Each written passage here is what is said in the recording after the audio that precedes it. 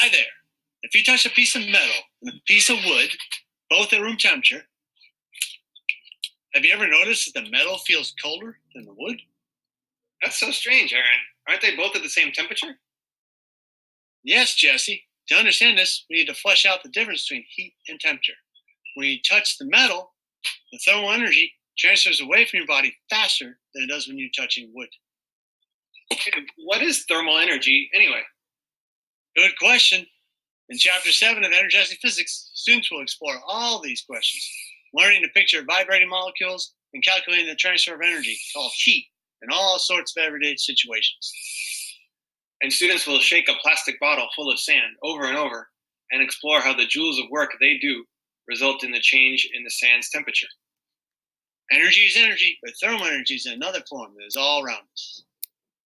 Students will explore how different materials heat up differently, how phase changes require energy, how different materials transmit heat at different rates, which is related to the insulation provided by your coffee mug or your house's walls.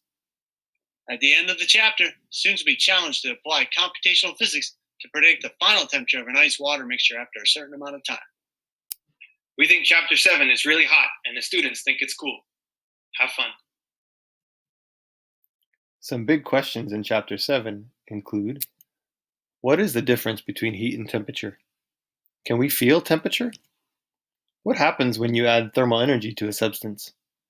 How can we conserve thermal energy? To understand the difference between heat and temperature, students will be confronted with situations where their sense of temperature is unreliable. This is because they are actually feeling heat, not temperature. Students will then investigate how the change in temperature is related to work, or some energy source. Students will use ice and wax to investigate thermal behavior during phase changes. Students connect thermal energy to kinetic theory of matter by considering models for each phase.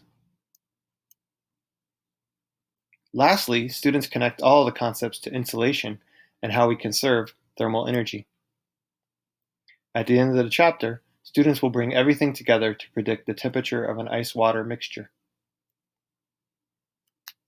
Here's the outline of Chapter 7's lessons. We hope you and your students enjoy it.